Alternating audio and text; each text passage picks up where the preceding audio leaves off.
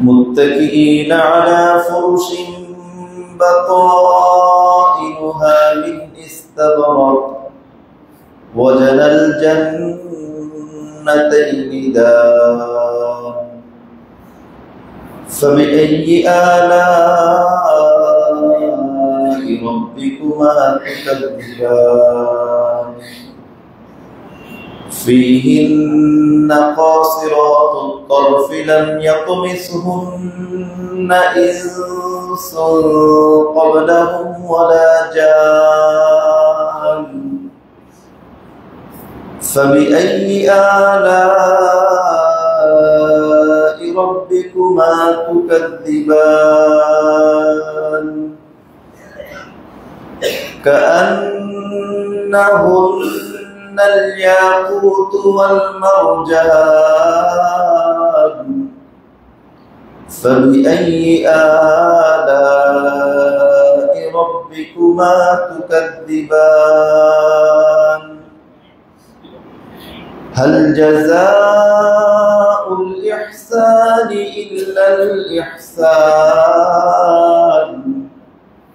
فبأي آلاء ربكما تكذبان ومن دونهما جنتان فبأي آلاء ربكما تكذبان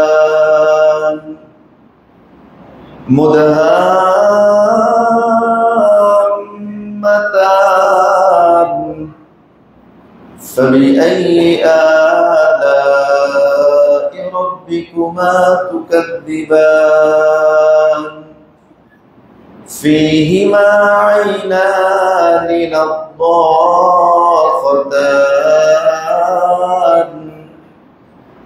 فبأي آلاء ربكما تكذبان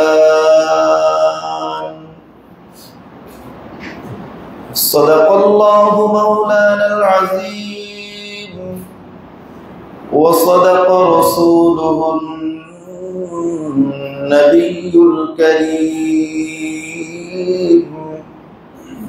ونحن على ذلك لمن الشاهدين والشاكرين والحمد لله رب العالمين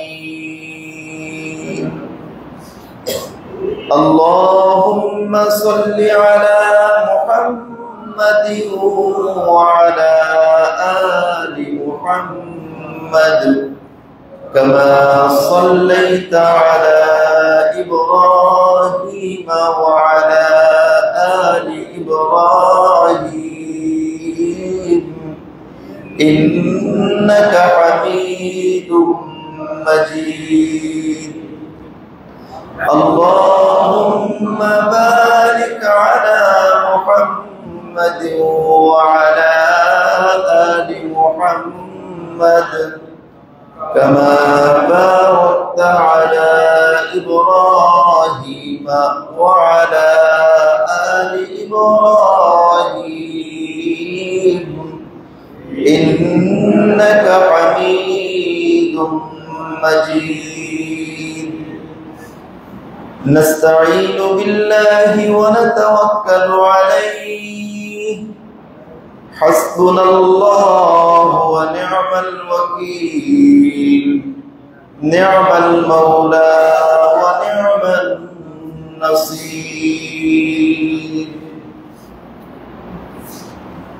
আল্লাহ রাব্বুল আলামিনের সীমাহীন মেহেরবানি আল্লাহ পাক আমাদেরকে পবিত্র কোরআনুল কারীমের গুরুত্বপূর্ণ সূরাতুর রহমানের তাফসীরে বসার সুযোগ দিয়েছেন।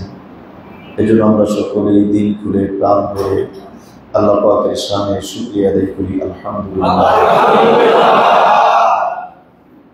সূরাতুর রহমান আখিরাতের আয়না, যে সূরা দিয়ে আখিরাত দেখা যায়, আখিরাত কেমন হবে, আখিরাতের নাজ নিয়ামত কেমন হবে, আল্লাহ রাব্বুল আলামিনের কাছে কি কি আছে, আমাদের কাছে অনেক কিছু আছে যেগুলোকে আমি গর্বিত। আল্লাহ রাব্বুল আলামিনের কাছে কি কি আছে? এক কথায় আমার যখনই মন খারাপ লাগে আমি তখনই সূরা রহমান তিলাওয়াত করি। যখনই আমার একদম বিভিন্ন পেরেশানিতে থাকি, অনেক সময় পেরেশানি থাকে, বিভিন্ন ঝামেলা, মন খারাপ, যখনই মন খারাপ হয় আমি একদম মন খুলে সূরা রহমান তিলাওয়াত করি, একদম মন ভালো লাগে। কারণ এই সূরা দিয়ে আমার কাছে কেমন যেন মনে হয় যেটা একটা জানালা, যে জানালা দিয়ে উকি দিলে আখিরাত দেখা যায়, যে জানালা দিয়ে উকি দিলে জান্নাতের নিয়ামত দেখা যায়। খুবই চমৎকার একটা সূরা। যদি আপনাদের মনে চায়, এটা আমার ব্যক্তিগত বিষয়, যদি আপনাদের মনে চায় আপনাদের মন খারাপ করে সূরা রহমান করে দিন, অর্থ সহ অর্থ করবেন, সূরা রহমান পড়বেন, অর্থ করবেন, সূরা রহমান পড়বেন, অর্থ করবেন।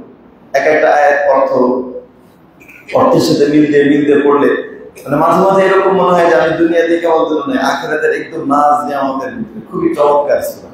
আল্লাহ রাব্বুল আলামিন আমাদেরকে আল্লাহ রাব্বুল আলামিনের ভাষা বোঝার তৌফিক দান করুন। আল্লাহ পাকের ভাষা বড় চমৎকার, টানে মানুষের হৃদয়কে টানে। কিন্তু আমরা আল্লাহ পাকের ভাষা থেকে দূরে থাকি, কোরআন থেকে দূরে থাকি। আমি কয়েকদিন আগেও বলেছিলাম, আমার মোবাইলে যদি দেখা যায় যে কাউকে হোয়াটসঅ্যাপের ভিতরে লাস্ট সিন সর্বশেষ লাইনে ছিল হয়তো 5 মিনিট আগে, 10 মিনিট আগে, আধা ঘন্টা আগে। ইমোর মধ্যে লাস্ট সিন কবে? অল্প সময় আগে। ফেসবুকের মধ্যে, মেসেঞ্জারের মধ্যে লাস্ট সিন, সর্বশেষ সিন করছে কখন? অল্প সময় আগে।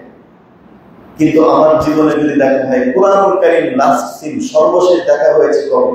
এমন লোক আছে বছরকে বছর পার হয়ে যাবে, কোরআন দেখা হয়। সব চলে, পত্রিকা চলে, ম্যাগাজিন চলে, নাটক চলে, টেলিভিশন চলে, টক শো চলে, রাজনীতি চলে, সবকিছু চলে, শুধু কোরআন চলে। এজন্য আমরা আখিরাত দেখতে পাই না, কারণ আমরা আখিরাতের চেষ্টাই তো করি। এজন্য আমরা একটু চেষ্টা করি, দুনিয়ার সব ব্যস্ততা থাকবে, এমন কোন দিন আসবে না যেদিন আপনি ফ্রি। সেই দিনটা তখনই আসবে যেদিন আপনি লাশ হয়ে থাকবেন, সেদিন ফ্রি। ওই দিন ছাড়তে মুরব্বী যারা হয়ে গেছে, একজন ব্যক্তি মুরব্বী হয়ে গিয়েছেন, আপনারা কি মনে করেন উনি ফ্রি হয়ে গেছে? মুরব্বী হয়ে গেলে দায়িত্ব বাড়ে, কাজ করবে, দায়িত্ব বাড়ে, অনেক কিছু লক্ষ্য তাকে সামলানো লাগে, দায়িত্ব বাড়ে। এজন্য আমরা আমাদের জীবনের ভিতরে কিছু সময় বের করব কোরআন বোঝার জন্য। অল্প সময় যদি হয়, আমরা আমাদের জীবনের ভিতরে কিছু সময়, দৈনিক কিছু সময় হতে পারে, সাপ্তাহিক কিছু সময় হতে পারে, মাসিক কিছু সময় হতে পারে। এজন্য এই তাফসীরটা চেষ্টা করবেন, কোরআনুল কারীমের তাফসীরে আমি চেষ্টা করি যতটুকু যে তাফসীর যেন হয়। তো আপনি নিজে যদি পারেন ওলামায়ে কেরামের কাছ থেকে কোরআনুল কারীমের তাফসীরে মারিফুল কোরআন চমৎকার, তাফসীরে মারিফুল কোরআনটা পড়তে পারেন, অথবা তাফসীরে ইবনে কাসির ওইটাও পড়া যায়, ওইটাও পড়তে পারেন। মারিফুল কোরআনটা সুন্দর, চমৎকার করে লেখা, ওইটাও পড়তে পারেন। এরকম কিছুক্ষণ পড়লে, কোরআনুল কারীম একটু পড়লে অনেক ভালো লাগবে। আর সবচেয়ে বড় কথা হলো দিন আখিরাত মুখী হবে। দিন আখিরাত মুখী হলে কিতাব, দিন আখিরাত মুখী হলে লাভটা কি? লাভটা হচ্ছে সবচেয়ে বড় লাভ আমার কাছে যেটা মনে হয় সেটা হলো আমাদের দিন একটা গাছ যদি তার সব শিকড় টিকড় দিয়ে একদম মাটির সাথে গজানো সবগুলো শিকড়, ওই গাছ উঠাইতে কষ্ট হয়, গাছেরও কষ্ট হয়, যে উঠায় তারও কষ্ট হয়। আর গাছের শিকড় যদি মাটির সাথে কম লাগে, অল্প একটা দুইটা শিকড় গেছে টান দিলে উঠে যায়, গাছেরও কষ্ট হয় না, যে উঠায় তারও কি হয়? কষ্ট হয়। আমরা যে আমাদের শিকড়টা দুনিয়ার সাথে এমন ভাবে গজিয়েছি, সব দিক দিয়ে একদম পাক্কা, যে কোনো জিনিস ভাই ওয়ারেন্টি কত, গ্যারান্টি কত, কতদিন থাকবে, টেকসই হবে তো? হ্যাঁ, 50-60 বছর। এই রংটা লাগান, এটা একদম 100 বছর লাস্টিং করবে। আমি কতদিন যাব? সবকিছু একদম মজবুত। দুনিয়ার সাথে আমাদের এরকম সম্পর্ক হয়ে গেলে আজরাইল যখন রূহ নিয়ে টান দেবে কষ্ট হবে। কারণ শিকড় দুনিয়ার সাথে অনেক বেশি। আজরাইল যখন টান দিবে কষ্ট হবে, এই জন্য আমরা টান তো দিতেই হবে, দুনিয়ার থেকে পৃথক তো হতেই হবে। এজন্য আজরাইল আলাইহিস সালাম পৃথক হওয়ার আগে আমি নিজেই একটু পৃথক হই, আমি নিজেই কিছু শিকড় কেটে আখিরাতের সাথে জড়ায় দেই আগে থেকে। আমাকে দুনিয়াবাসী বিদায় দেওয়ার আগে আমি আগে কিছু বিদায় দেই, চেষ্টা করবো তো ইনশাআল্লাহ আখিরাতের সাথে দিনটা জোড়ানোর চেষ্টা করবো। মাঝে মাঝে যখন ভালো লাগে কোরআন কারীম পড়বেন, সকালবেলায় কোরআন কারীমের তেলাওয়াত খুবই চমৎকার। একটা সময় ছিল প্রত্যেকটা ঘর থেকে কোরআনের আওয়াজ আসতো, আস্তে আস্তে এটা কমে যাচ্ছে। এই যে একটা ব্যাপকভাবে একটা কালচার, এখন বলা যায় ঢাকা শহরের একটা কালচার হচ্ছে অভিশপ্ত কালচার। ঢাকা শহরে বিশেষ করে একদম সকালবেলায় নামাজ না পড়ে ব্যাপকভাবে ঘুম। 1-2% লোক মসজিদে আসে, 1-2%, 98, 96, 97% লোক ঘুম ব্যাপকভাবে। এই যে একটা কালচার, আর রাত্রে বেলায় দেখবেন 1টা, 2টা, 2:30, 3টে পর্যন্ত যাবে।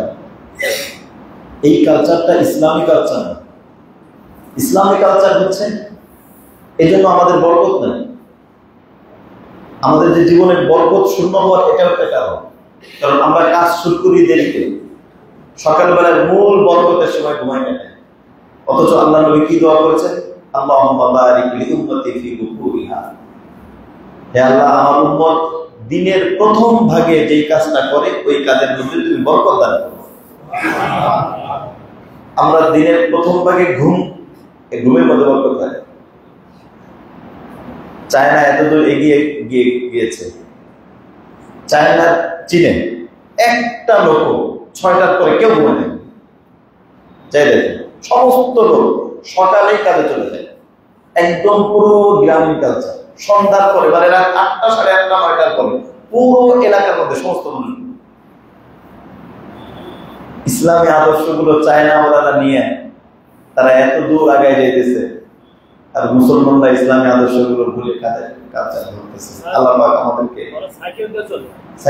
ওদের অনেক কিছু মানে আসলে আল্লাহর নবীর আদর্শগুলো ওরা রিসার্চ করছে। আমরা তো আসলে জন্মের সূত্রে মানি, আর ওরা হলো রিসার্চ করে বুঝে শুনে মানে, হয়তো ইমান আনে না, কিন্তু নবীর কথাগুলো যে কতটা সত্য, একদম শতভাগ সত্য। এজন্য আমরা একটু লাইফস্টাইল চেঞ্জ করতে হবে। আমি ইসলামী লাইফ, ইসলামী সমাজ, লাইফস্টাইলটা একটু চেঞ্জ করলে আমি চেঞ্জ হব, আমার দেখা দেখে আমার সন্তানরা চেঞ্জ হবে, এভাবেই তো দেশ চেঞ্জ হবে। হঠাৎ করে তো একজন চেঞ্জ হবে, এভাবে আস্তে আস্তে আস্তে আস্তে চেঞ্জ হবে। আল্লাহ পাক আমাদেরকে পরিবর্তন হওয়ার তৌফিক দান করুন। আমিন। আজকে তিলাওয়াতকৃত আয়াতে আল্লাহ রাব্বুল আলামিন জান্নাতের বিবরণ, একদম চমৎকার বিবরণ দিয়েছেন। আল্লাহ বলেছেন ফীহিমা আইনানি তাজরিয়ান ফাবিআইয়ি আলাই রাব্বিকুমা তুকাযযিবান। রব্বুল আলামিন বলেন সেখানে প্রবাহমান ঝর্ণা থাকবে। আইনান শুধু একটা না, 2টা ঝর্ণা। ঝর্ণা বলতেই তো বোঝা যায় ঝর্ণা। 2টা ঝর্ণা কেন? 2টা ঝর্ণাই হচ্ছে মূলত সৌন্দর্য। মাঝখানে রাস্তা, ডানে ঝর্ণা, বামে ঝর্ণা, এটাই সৌন্দর্য। তাজরিয়ান যেটা চলমান থাকবে, চলতেই থাকবে, চলমান ঝর্ণা। এবং ঝর্ণার পানি স্বাভাবিক অনেক ঝর্ণা হাদিসের ভিতরে কোরআন কারীমের মধ্যে আসছে দুধের ঝর্ণা থাকবে, এরপরে শরাবের ঝর্ণা থাকবে, সুমিষ্ট পানির থাকবে, চা এবং কফি স্টাইলের পানিও থাকবে, জানজাবিল যেটাকে বলা হয়, একদম চা, লাল রং চার মতো আর কি, এটা অনুবাদ করলে এরকমই হয়, এটাও থাকবে। এরপর আল্লাহ রাব্বুল আলামিন বলেছেন ফীহিমা মিন কুল্লি ফাকিহাতিন যাওজান। আল্লাহ বলেছেন সেখানে সমস্ত ফল জোড়ায় জোড়ায়। জোড়ায় জোড়ায় 2টা অর্থ। একটা অর্থ হচ্ছে পুরুষ ফল, মহিলা মানে জোড়া। স্বাদের দিক দিয়েও কিন্তু জোড়ার মধ্যে পার্থক্য হয়। মনে করেন ছাগল, পুরুষ ছাগল আর মেয়ে ছাগল, এই 2টার গোশতের মধ্যে পার্থক্য আছে না? স্বাদের দিক দিয়ে এরকম পার্থক্য, এই জন্য আল্লাহ রাব্বুল আলামিন জোড়া সৃষ্টি করেছেন এক। দ্বিতীয় হচ্ছে জোড়া দ্বারা উদ্দেশ্য, কোনো কোনো মুফাসসির বলেছেন জোড়া দ্বারা উদ্দেশ্য হলো কাঁচা আর পাকা, কোনোটা কাঁচা কোনোটা পাকা, দুইটাই মানে একই সেম জিনিস। কাঁচা আমের এক স্বাদ, পাকা আমের কি একই স্বাদ? আলাদা স্বাদ না। খেজুর, কাঁচা খেজুরের এক স্বাদ, পাকা খেজুরের আলাদা স্বাদ, ভিন্ন ভিন্ন স্বাদ। আল্লাহ রাব্বুল আলামিন বলেছেন মানে আপ্যায়নের যত দূর ব্যবস্থাপনা সব আল্লাহ রাব্বুল আলামিন রেখেছেন কোথায়? জান্নাতে। এজন্য এই দুনিয়া মুমিনদের আপ্যায়নের জায়গা না। আল্লাহ রাব্বুল আলামিন দুনিয়াটা বানালেন এই মুমিনদের জন্য। আল্লাহ নবী তো বলে দিয়েছেন দুনিয়াটা হচ্ছে মুমিনদের জন্য জেলখানা, আপ্যায়নের ব্যবস্থা জান্নাতে। আল্লাহ পাক আমাদেরকে জান্নাতে যাওয়ার তৌফিক দান করুন। আমিন।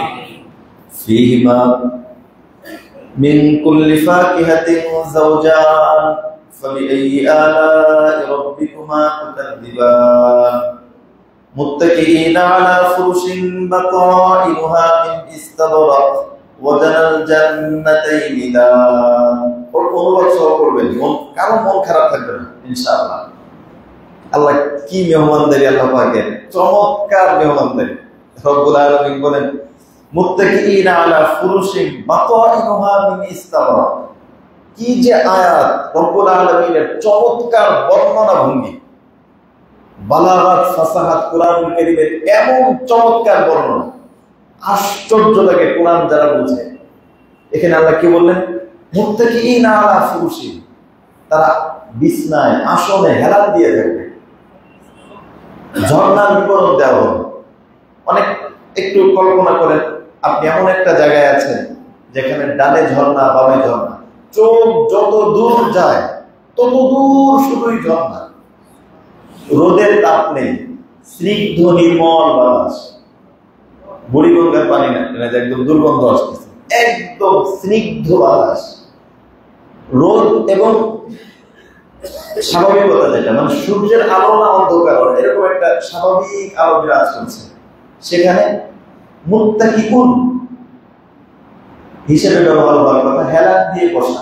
আল্লাহ বলেছে মুত্তাকিঈনা, তারা, তারা মানে আল্লাহ রাব্বুল আলামিন যদি কাউকে জান্নাত দেন পরিবার সহ জান্নাত দিবেন।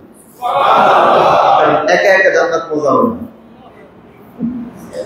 কথা কথা একজন জান্নাতে গেছে, বউ জান্নাত, এই ভিতরে ভিতরে না জানে কি হইতেছে, না জানে কি হইতেছে। এজন্য আল্লাহ রাব্বুল আলামিন পরিবার সহ ভিতরে ঢুকে দিবে। স্ত্রী যদি জান্নাতি না হয় ওটা বাদ দিয়ে নতুন স্ত্রী দিয়ে দিবে। সুবহানাল্লাহ। স্ত্রী জান্নাতি, স্বামী জান্নাতি না, জাহান্নামী। স্বামী বাদ নতুন একটা আল্লাহ দিয়ে তার জন্য ব্যবস্থা করে আল্লাহ রাব্বুল আলামিন তার জন্য জান্নাতে পাঠাবে। তবে হুরের বিকল্প স্বামী নাই, এটা আবার আরেক মাসলা। কেউ কেউ মনে করে পুরুষদের জন্য যেরকম হুর স্ত্রীদের জন্য এরকম না। এবং স্বামীহীন যারা তাদের জন্য স্বামীর ব্যবস্থা থাকবে জান্নাতে। যে সমস্ত মেয়েদের বিয়ে হয়নি তাদের স্বামী থাকবে না, ব্যবস্থা থাকবে। এই জন্য আল্লাহ বলেছেন মুত্তাকিঈনা, তারা, তারা হেলান দিয়ে থাকবে, একা না। সন্তান একদম আমোদ ফুর্তি করতে যতক্ষণ লাগে এই জিনিসটা আগে বুঝে আসতে হবে। আমার ব্যক্তিগত কথা, আমি চিন্তা করতাম বিবাহের পর যে স্বাভাবিকভাবে যে বাচ্চা কাচ্চা হইলে কেমন একটা মানে অবশ্যই নিয়ে আমার, কিন্তু মনে হইতো যে আমি মারে মাঝে মাঝে বলতাম যে বাচ্চা হইলে ও কোথায় থাকবে, ও আমাদের খাটে থাকলে আবার কেমন হবে, ওর জন্য আলাদা খাট বানাবো, এরকম নিয়েছিল। বাচ্চা হইলে ওর জন্য আলাদা খাট থাকবে, ও আলাদা থাকবে, আমাদের খাটে সে থাকবে, এরকম একটা নিয়েছিল। মা বলছে বাবা এইসব কথা বলিস, বাচ্চা হইলে তোরা ওদের ছাড়া ঘুমাইতেই হবে না। আমি বলছি না, আবার পায়খানা করে দেয় কিনা, শরীরে লাগে কিনা, পেশাব করে দিলে শরীর, এই অনেক কিছু মনে হইতো। মা করতেছে এগুলো বলার দরকার নেই, পরিস্থিতি হইলে বুঝলি। পরে আমরা মাঝে মাঝে বলাবলি করতাম যে বাচ্চা কাচ্চা হইলে পরে একটু ঘুরতে যেতে পারবো না, কোনো জায়গায় এই বিভিন্ন জিনিস এগুলো। এখন দেখি আসলে বাচ্চা কাচ্চা ছাড়া মজাই হয় না। আমি মাঝে মাঝে বলি যে আগে আমরা কি কল্পনা করতাম। এই জন্য বাস্তব জীবনের কল্পনা, বাস্তব জীবনের অভিজ্ঞতা আর বাস্তবতার আগের কল্পনা অনেক পার্থক্য, অনেক পার্থক্য। এই জন্য একা একা মজা হবে না। আল্লাহ রাব্বুল আলামিন পরিবার সহ দিলেন মুত্তাকিঈনা আলা ফুরুশিন বাতাইনুহা মিন ইস্তাবরাক। কি রব্বুল আলামিনের বর্ণনা! রব্বুল আলামিন বলেন তারা এমন আসনে এবং সিংহাসনে তারা হেলান দিয়ে থাকবে, যে সিংহাসনের চাদরের ভিতরের অংশ হচ্ছে রেশমের।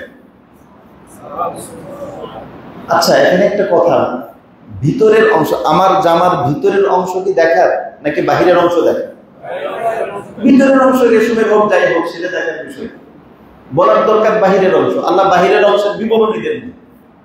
আল্লাহ বলছেন বাতাইনুহা, ভিতরেরটা, মিন ইস্তাবরাক, রেশমের। বাহিরেরটা কি হবে?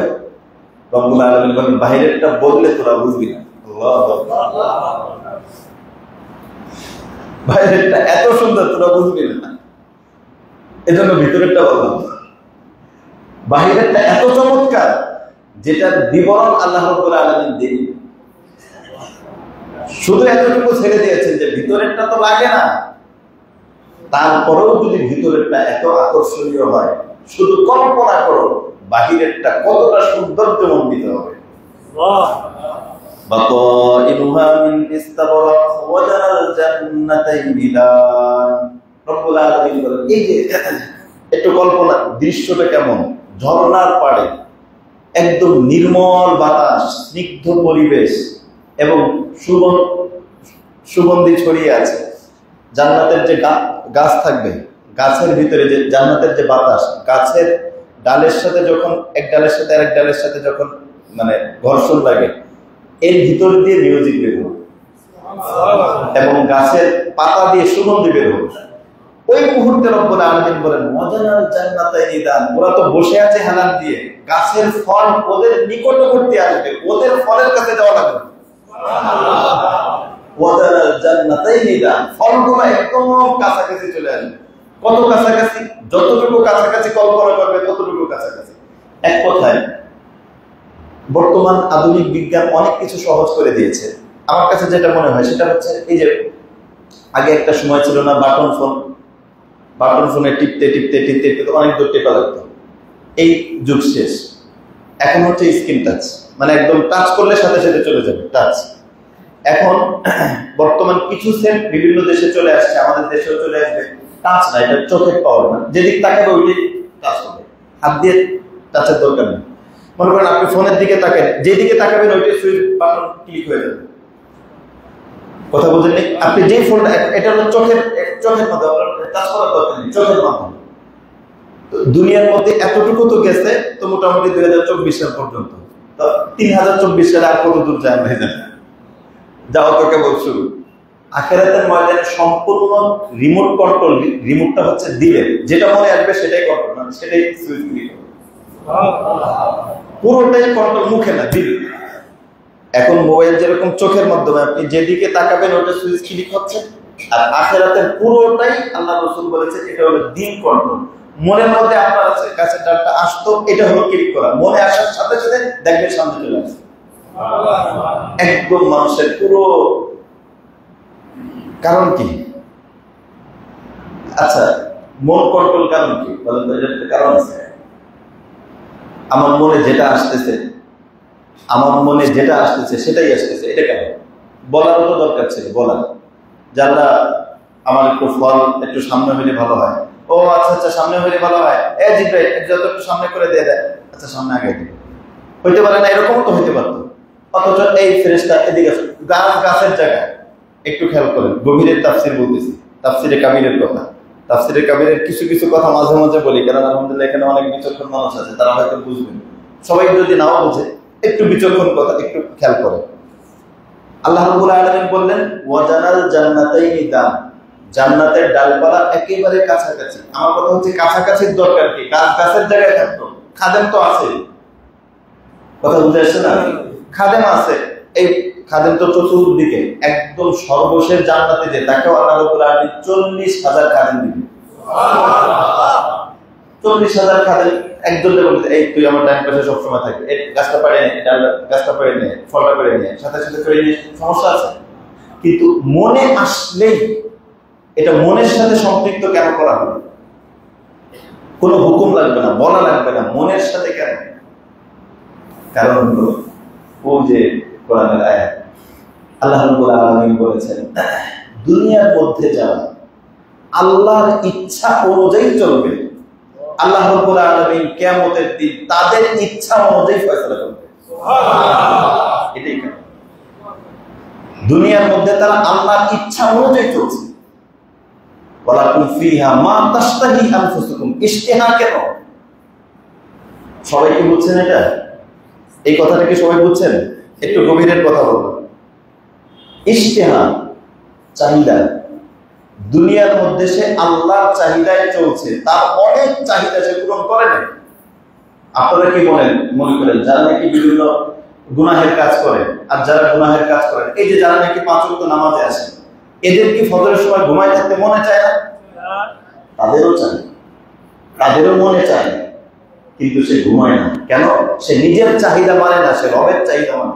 রব বলেছে স্পষ্ট কথা, দুনিয়ার মধ্যে যদি তুই তোর চাহিদা বাদ দিয়ে আমার চাহিদায় চলিস, মরার সাথে সাথে আমি তোর চাহিদায় সবকিছু করে দেব।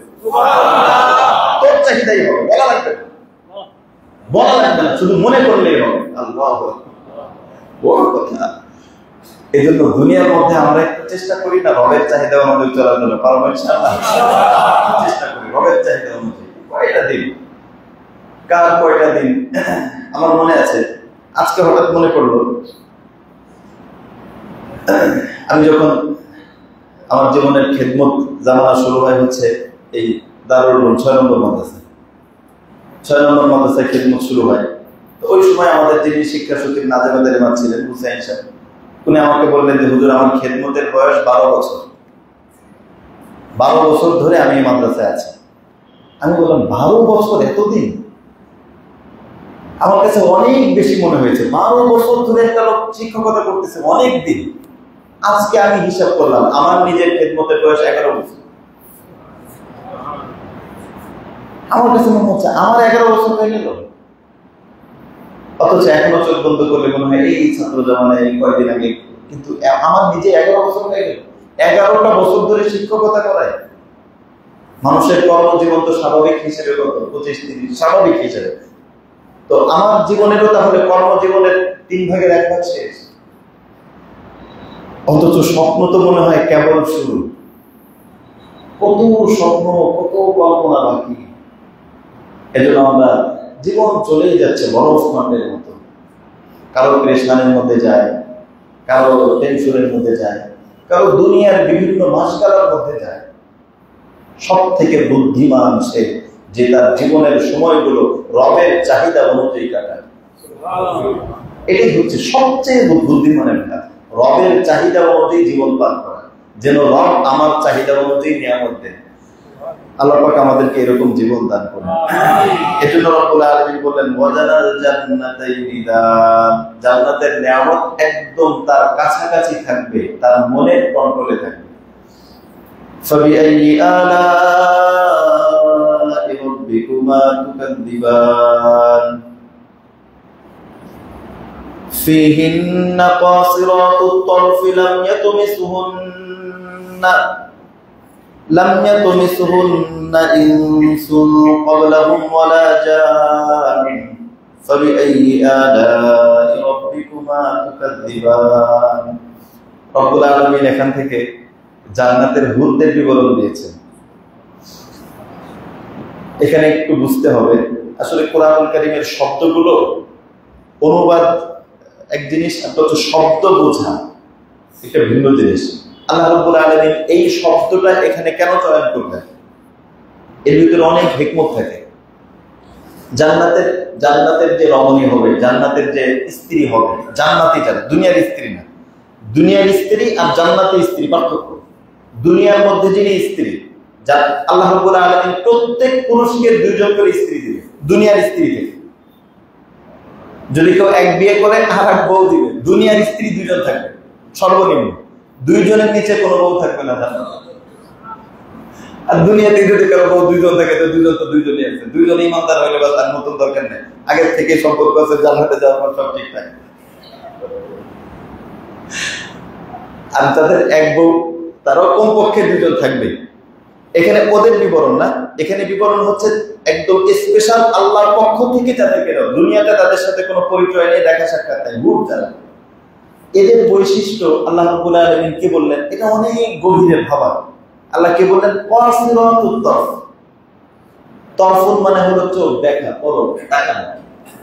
কাসিরাত মানে হচ্ছে খাটো, কম। আল্লাহ রাব্বুল আলামিন বললেন ফিহিন্না কাসিরাতুত তরফ, সেখানে এমন মেয়ে আছে জান্নাতীদের জন্য যাদের দৃষ্টি খাটো। শাব্দিক অর্থ আপনি কি বোঝাতে চাচ্ছেন আল্লাহ রাব্বুল আলামিন আমি বলছি। শাব্দিক অর্থ হচ্ছে দৃষ্টি খাটো। দৃষ্টি খাটো মানে কি? দৃষ্টি খাটো মানে একটা লোক দেখে কম। কম দেখে মানে দুই অর্থ, চোখের পাওয়ার কম, হালকা দূরের জিনিস দেখে না এক। আরেকটা হচ্ছে না, চোখ ঠিকই আছে কিন্তু বেশি কিছু দেখে না, নির্দিষ্ট কিছুই দেখে। ঘরের ভিতরে যে সমস্ত মেয়েরা থাকে, আমাদের সমাজের মধ্যে দুই শ্রেণীর মেয়ে। এক শ্রেণীর মেয়ে হচ্ছে সব দেখে, একদম সব জানে। আর কিছু মেয়ে আছে অত কিছু জানে না, শুধু স্বামীর সংসার ভালো করে করতে জানে। দুইজনের মধ্যে কি পার্থক্য নাকি অনেক বেশি পার্থক্য? আমি আমার নিজের ভাষা কিছু ব্যবহার আছে, আমার কিছু ভাষা আছে। আমার একটা ভাষা হচ্ছে মেয়ে যত চালাক তত তালাক। এটা আমার ভাষা। মেয়ে যত চালাক তত কি তালাক। এজন্য আল্লাহ রাব্বুল আলামিন জান্নাতি মেয়েদের প্রশংসা করেছেন যে তারা বেশি কিছু দেখে না। এজন্য মেয়েদের জন্য অনেক বেশি কিছু দেখানো এটা ঠিক না। পরে এত কিছু দেখে, মূল কাজের দেখে না। একটা কথা মনে করলো একদম মানে এই হিসেবে, আমরা তো আসলে মাদ্রাসার লাইনে পড়ছি, দুনিয়া সম্পর্কে একেবারেই গাফেল ছিলাম। আমার যখন বিবাহের আলোচনা হয়, একদম সর্বপ্রথম এর আগ পর্যন্ত বিবাহের মেয়ে দেখা, এর আগ পর্যন্ত কোনো দিন আল্লাহ পাকের মেহেরবানিতে মসজিদে বসে বলতে পারি কোনো দিন কোনো মেয়ের সাথে কথা হয়নি। কোনো দিন একটা মেয়ের সাথে কিভাবে কথা বলতে হয় কোনো দিন কথা হয়নি। গায়রে মাহরাম যাদের সাথে দেখা সাক্ষাৎ হয়নি, এরকম কখনো কথা হয়নি। প্রথম আমি তখন জিরপাল মসজিদে, আমার একজন খুব মহব্বতের মানুষ, মানে দুনিয়াটা কেমন আমি এখন চিন্তা করি কেমন ছিলাম আমরা। আমার একজন খুব মহব্বতের, উনি বললেন যে হুজুর একটা বিবাহের প্রস্তাব আছে আমার আত্মীয়দের ভিতরে, আপনি আজকে বাসায় আসেন। ঠিক আছে। মেয়ে কেমনে দেখতে হয় কিছুই জানা না, একেবারে এই অঙ্গনটা কোনো কিছুই জানে না, একেবারে কোনোদিনও কাউকে দেখিও নেই বা কারোর সাথে আলোচনা। উনি আমার মহব্বতের মানুষ, উনি বলছে আসেন, আচ্ছা ঠিক আছে যাই। কিভাবে দেখতে হয়, কিছু দিতে হয় কিনা কিচ্ছু জানা না, এমনি খালি পকেটে নিয়ে গেছি। মেয়ে, উনি একজন মেয়ে নিয়ে আসছে। মেয়ে প্রথমেই দেখা হওয়ার সাথে সাথে আমাকে প্রথমে যে কথাটা বললো যে মেয়ে ডাক্তার, উত্তরাতে থাকে। বলছেন যে আপনার কথা অনেক শুনেছি আঙ্কেল, আপনার কথা অনেক বলেছে, আপনার সাথে দেখা করবো, এই জন্য আজকে ড্রাইভার ছাড়া আমি একাই ড্রাইভ করে আসছি। ড্রাইভার আনি নাই, উনি একাই গাড়ি ড্রাইভ করে আসছে। তখন আমি চিন্তা করলাম আমি কি বলবো, কোথায় আসলাম, মানে এই যে একটা জগৎ। যেই মেয়েটা বিবাহের উদ্দেশ্যে কিন্তু ড্রাইভার ছাড়া একা একা গাড়ি ড্রাইভ করে আসে এবং শুনছে ছেলে আলেম, তারপরও সে কি সংসার করবে। যাই হোক, তো এই জন্য মেয়েদেরকে শিক্ষিত বানানো, এটার থেকে মেয়েদেরকে আদর্শ মা বানানো বেশি দরকার। বর্তমান মেয়েদের জন্য অনেক ভাবনা হচ্ছে, মেয়েরা যেন ভালো, বিভিন্ন স্কুলও আছে, অনেক ভালো ভালো স্কুল মেয়েদেরকে ভালো স্কলারশিপ দেয়, সার্টিফিকেট দেয়। মাদ্রাসাও আছে, অনেক মাদ্রাসা, যে মাদ্রাসা থেকে মেয়েদেরকে ভালো ভালো সার্টিফিকেট দেয় আছে অনেক। আমার দিনের মধ্যে স্বপ্ন এমন কিছু প্রতিষ্ঠান হওয়া দরকার, সেখান থেকে সার্টিফিকেট দিবে না, যোগ্যতা এতটুকু বানাই দেবে যে একটা মেয়েকে আদর্শ মা বানাবে। আদর্শ মা হওয়ার জন্য যা যা দরকার সেটা বানাবে। ইদানিং বিভিন্ন স্টেপ, একটা মেয়ে অনেক শিক্ষিত, মেডিকেলের ছাত্রী, না আমার মেয়ে তো কিছুই রান্না করতে পারে না, আমি তো এক গ্লাস পানিও তাকে দিয়ে ঢালাই নেই, এটা কেন করছে? আপনি কে তাকে শোকেজের মধ্যে মানে একদম সাজানোর জন্য সে কেন এক গ্লাস পানি ঢাললো না? এটা তো কোন, এটা গর্ব করে বলে। এই যে আধুনিক যুগে একটা গর্ব করে বলে যে না আমি আমার মেয়েকে দিয়ে কোনো কাজ করাইনি, আপনি কেন করাননি? করানো উচিত ছিল। আপনি তো না করে এখন স্বামীর উপর একটা বোঝা চাপাইতেছেন। এই সার্টিফিকেট একটা মেয়ে কথার কথা ইউনিভার্সিটির ছাত্রী, ও যদি চাকরি বাকরি না করে, ও সংসারে আসার পর এই সার্টিফিকেট দিয়ে কি হবে? ওর বাস্তব জীবনে কিছুই জানা না। কেমনি সন্তান পালতে হবে, কেমনি পরিবার গোছাইতে হবে, কিচ্ছু জানা নাই। একদম গাদাখানিক সার্টিফিকেট নিয়ে স্বামীর ঘরে আসছে। না আমি তো এগুলো শিখি নাই। ভাত রান্না করতে আম্মু আমি কিভাবে রান্না করবো আমি তো বুঝতেছি না। আচ্ছা ইউটিউব দেখো, তুমি ইউটিউব দেখে দেখে রান্না, এগুলো অনেক কিছু দেখো, ইউটিউব দেখে দেখে রান্না করা হচ্ছে। এখন ইউটিউব দেখে রান্না তো খাওয়া যায় না। এগুলো সমাজে হচ্ছে। এই জন্য আদর্শ মা তো এটা বাবাদের উচিত আপনার মেয়েকে প্রয়োজনীয় জিনিস শিখাবে। এটা কোনো গর্বের বিষয় না যে মেয়ে কিছুই পারে না, এটা তার ভিতর জাহালা, এটা মূর্খতা। কেন পারবে না? নিত্য প্রয়োজনীয় জিনিস যেগুলো সেগুলো শেখানো উচিত। মেয়ের কর্মক্ষেত্র কি, যত কিছুই হোক, আমাদের প্রধানমন্ত্রী তো রান্না করে, উনি বলেন না আমাদের প্রধানমন্ত্রী, ওনার থেকে তো মেয়েদের দিকে একদম সর্বোচ্চ প্রধানমন্ত্রী, উনিও তো রান্না করেন। এবং ওনার সাথে কেউ দেখা করতে গেলে উনি অনেক সময় নিজের রান্না করা জিনিস খাওয়ায়, এটা ওনার একটা গুণ। একদম নিজের রান্না করা জিনিস দিয়ে মেহমানদারি করে, এটা আমি রান্না করছি, এভাবে বলে দেয় আমি রান্না করছি। তো প্রধানমন্ত্রী যদি রান্না করতে পারে, আপনার মেয়ে তো প্রধানমন্ত্রী থেকে বড়। এটা শেখানো উচিত মেয়েদের। এজন্য আপনার মেয়ে কি হচ্ছে, আদর্শ মা হচ্ছে তো এটা দেখা উচিত। তো মেয়েদেরকে আল্লাহ রাব্বুল আলামিন যে শব্দটা বলেন, আনত নয়না, যারা স্বামীর বাইরে অন্য কোনো কিছু বুঝতে চায় না। এরপরে তাদের বিবরণ কি, লাম ইয়াতমিসুহুন্না ইনসুন ক্বাবলাহুম ওয়ালা জান। লাম ইয়াতমিসুহুন্না এর একটা অর্থ হচ্ছে তাদেরকে স্পর্শ করে নাই, কোনো মানুষ এবং কোনো জিন তাদেরকে স্পর্শ করে নাই। এর অনেক ব্যাখ্যা আছে। তার মধ্যে একটা ব্যাখ্যা হচ্ছে, দুনিয়ার মধ্যে দেখা যায় একটা মেয়ে অনেক সময় ভালো থাকে কিন্তু জিনে ধরে, জিনে ধরার কারণে বিভিন্ন সমস্যা তার ভিতরে হয়। আল্লাহ রাব্বুল আলামিন বলেন এদেরকে মানুষ তো নাই, কোন জিন যে ধরছে এরকমও না, একেবারে ফ্রেশ। তারা দুনিয়ার কোন পৃথিবীর কোনো কিছুর সাথে তারা জড়িত না। তাদেরকে সৃষ্টি করা হয়েছে, তাদের দিলের ভিতরে শুধুই স্বামীর মহব্বত ছাড়া আর কিছুই নেই। এরকম লোকরা দুনিয়ার মধ্যে যখন স্ত্রীরা স্বামীদেরকে কষ্ট দেয়, কষ্ট তো সবার স্ত্রীরাই দেয়, কষ্ট ছাড়া তো স্ত্রী হয় না। এই বিভিন্ন ক্ষেত্রে দেখা যায় কষ্ট দেয়। যখন আল্লাহ নবীও মাঝে মাঝে কষ্ট পেয়েছেন না, আল্লাহ নবীও তো বিভিন্ন ক্ষেত্রে একবার ঘটনা তো আছে। আমি মাঝে মাঝে নবীর সিরাত করে চিন্তা করি, আল্লাহ নবী যদি স্ত্রীর উপর কষ্ট পেতে পারেন আমরা কি? হাদিসের ভিতরে আসছে, যখন দুনিয়ার স্ত্রী কোন জান্নাতি পুরুষের সাথে, যার জন্য জান্নাত বরাদ্দ, এমন স্বামীর সাথে খারাপ ব্যবহার করে, তখন জান্নাতি হুরেরা জান্নাত থেকে বলতে থাকে, এই আমার ও তো আমার লোক, ওর সাথে খারাপ ব্যবহার করো না, তোমার কাছে আসেই আর 2 দিন, আসেই আর মাত্র কয়দিন, এজন্য আমার যে লাইফ পার্টনার তারে তুমি কষ্ট দিও না। কত চমৎকার কথা না? আমাদের পক্ষের কিছু লোক উপরেও আছে। বাস্তবতা এখন আসলে বর্তমান যে জগৎটা হচ্ছে, পুরো জগৎটাই হলো নারী শাসিত। মানে নারী নির্যাতন, নারী এই সে বহু সমাজ আছে যে সমাজে পুরুষ নির্যাতন হচ্ছে, অনেক সমাজ আছে যে সমাজে ছেলেদের কিন্তু এইগুলো নিয়ে কারো কোনো কথা হয়, শুধু নারীদেরকে, হ্যাঁ এটা কেন করলো, এটা কেন করলো, এটা কেন করলো, এই বিষয়। যাই দুনিয়ার মধ্যে আমাদের পক্ষে কেউ থাকুক আর না থাকুক, ওখানে আমাদের পক্ষে লোক আছে। আল্লাহ আমাদেরকে জান্নাতে হওয়ার তৌফিক দান করুন। লাম ইয়াতমিসুহুন্না ইনসুন ক্বাবলাহুম ওয়ালা জান। আল্লাহ রাব্বুল আলামিন বলেন তাদেরকে কোনো মানুষ এবং জিন স্পর্শ করেনি। এর আরেকটা ব্যাখ্যা হচ্ছে তমাসা থেকে হায়েজ হওয়া, মাসিক হওয়া। আল্লাহ রাব্বুল আলামিন বলেন যে তারা এতটা পবিত্র যে তাদের মাসিক হবে না, একদম স্বচ্ছ পুত পবিত্র চরিত্রের অধিকারী তারা। কান্নাহুন্নাল ইয়াকুত ওয়াল মারজান।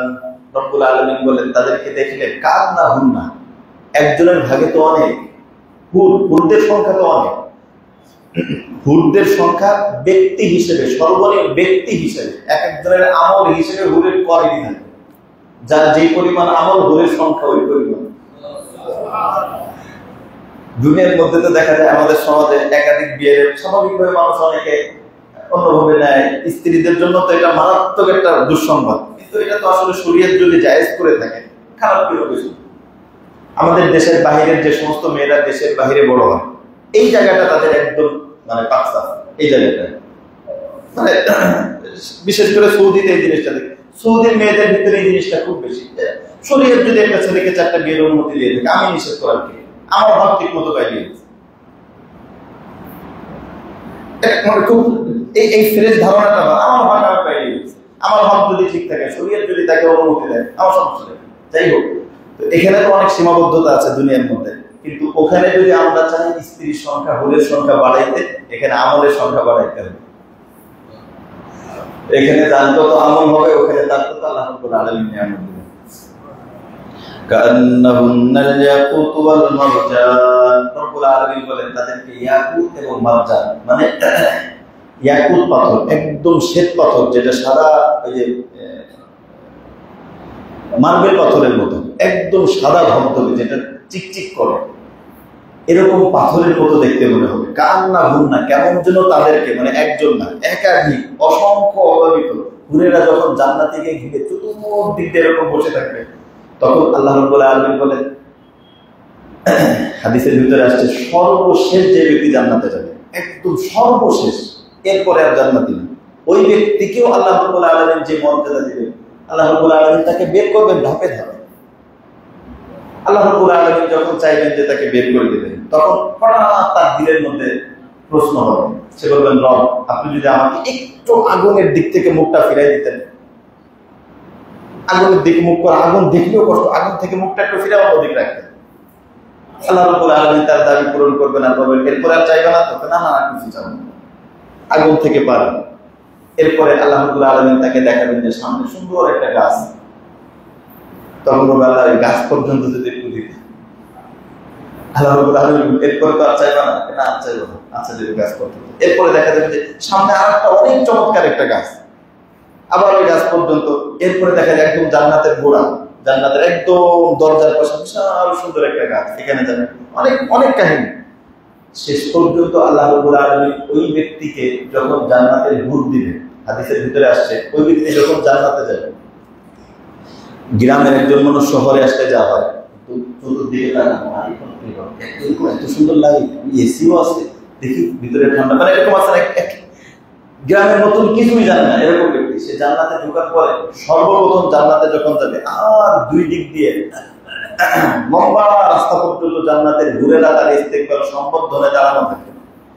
ওই ব্যক্তি ভিতরে যখন ঢুকবে, ঢোকার সাথে একটা আলো, জান্নাতের যে স্নিগ্ধ আলো, ওই আলো দেখে সে মনে করবে মনে হয় রব্বুল আলামিনের নূর, সে আল্লাহু আকবারকে সিজদা করে জান্নাতে বলবে, আর ওঠেন ওঠেন, কি হয়েছে, এটা রবের নূর না? কারণ না, এত আপনার জান্নাতের লাইট, তাই আমার জান্নাতের লাইট এরকম।